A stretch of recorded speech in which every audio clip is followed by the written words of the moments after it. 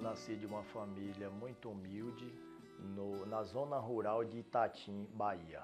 Vim de uma família onde meu pai era pedreiro, né, minha mãe lavradora, então sem condições nenhuma.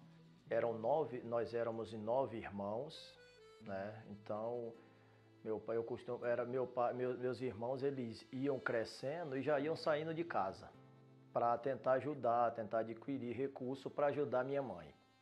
Minha mãe conseguia as palminhas novas, né?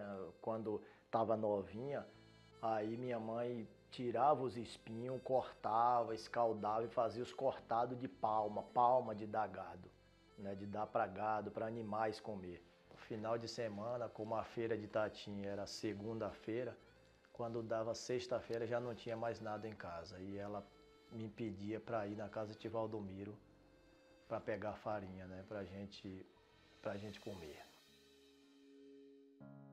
Então essa foi a situação, aí eu vim crescendo, meu pai bebia muito, meu pai era alcoólatra, né, então ele agredia minha mãe.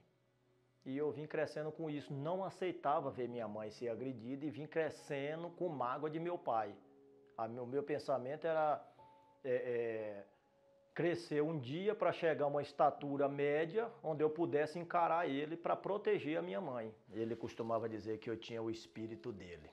E aos 14 anos de idade eu vinha discutir com meu pai e encarei ele, né?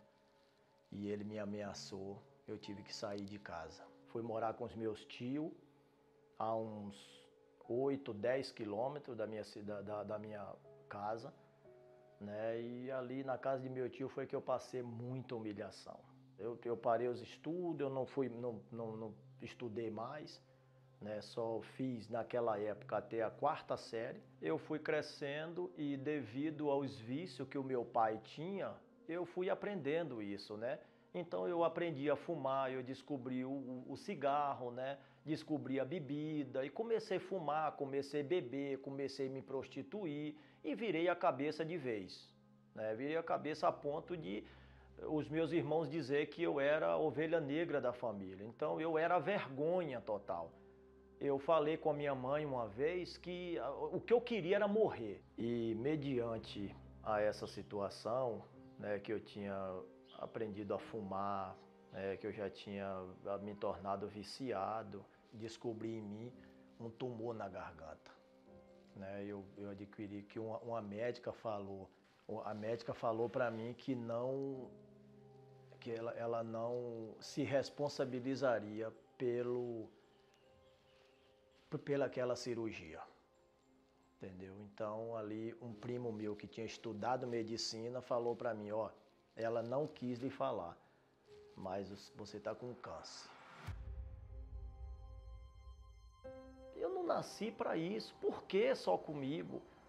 Né? Então aí eu fui buscar ajuda em outros deuses. Né? Eu queria descobrir a minha sorte. Né? Era dores de cabeça constante, foi problema de vista. Né? Quando eu fui buscar ajuda em outros deuses, me falaram que eu não podia tomar sol e nem sereno. Mas como é que eu ia trabalhar? Aí foi quando o meu irmão, ele me fez um convite. Minha mãe contando a minha situação para ele, ele me fez um convite. Olha, você vai à Igreja Universal, que lá o seu problema é resolvido. Eu já tinha buscado em vários deuses, em vários lugares, né? Não tinha encontrado solução. Eu vou à igreja, né? Sentei na última cadeira, uma igrejinha simples, rapaz, lá interior, em Milagres, né? A igrejinha ali, um calor, né? Era ali uma cobertura de eternite, um calor danado. Eu sentei na última cadeira para ver se pegava uma ventilaçãozinha e ali começou o meu processo. Eu continuei frequentando as reuniões, né? Frequentando as reuniões, e conquistei a cura. E participando das reuniões, veio a Fogueira Santa de Israel. E o pastor, ele falava de transformação de vida. Poxa, eu disse, é isso aí que eu quero, porque eu tinha conquistado a minha cura. Eu tinha sido curado das doenças, mas eu ainda vivia praticando me prostituindo lá fora, né, fazendo as coisas erradas. Aí veio a fogueira santa. E o pastor falava dessa transformação de vida.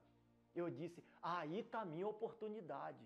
Nasceu dentro de mim, poxa, despertou dentro de mim que tudo aquilo que eu queria, a oportunidade era aquela. E ali eu parti para o altar. Ali eu fui. Eu via os testemunhos, eu via que esse Deus funcionava, mas na minha vida ainda não tinha funcionado. Não tinha, sabe, acontecido o que eu queria. Aí foi aí que eu fiz o desafio.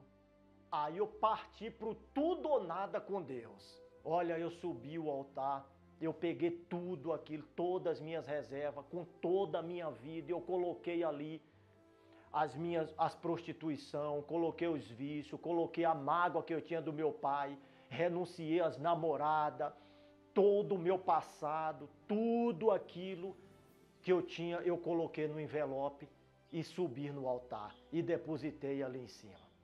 Quando eu desci daquele altar, nasceu dentro de mim uma certeza.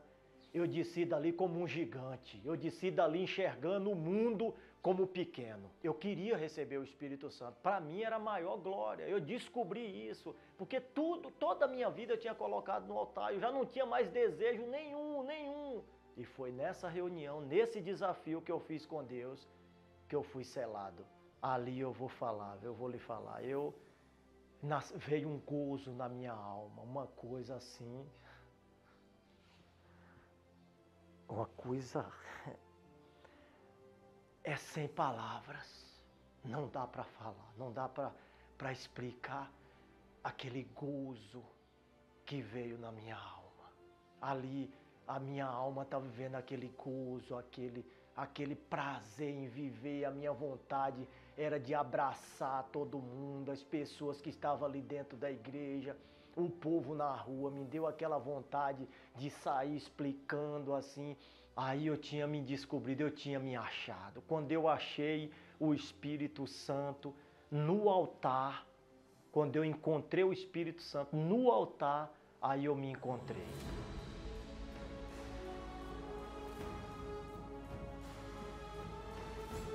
Dali eu disse, agora eu vou conquistar, agora eu tenho força. Eu desci dali com uma força que é inexplicável. Tudo mudou.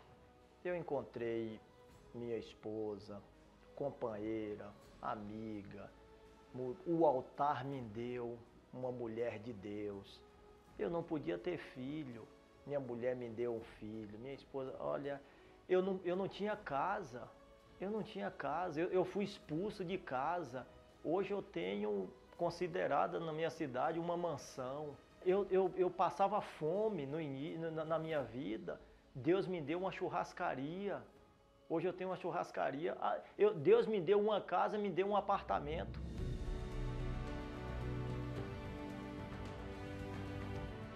Tudo que eu tenho hoje, o homem que eu me tornei a ser, o nome que eu tenho, tudo que eu tenho, o caráter, tudo que eu tenho veio do altar.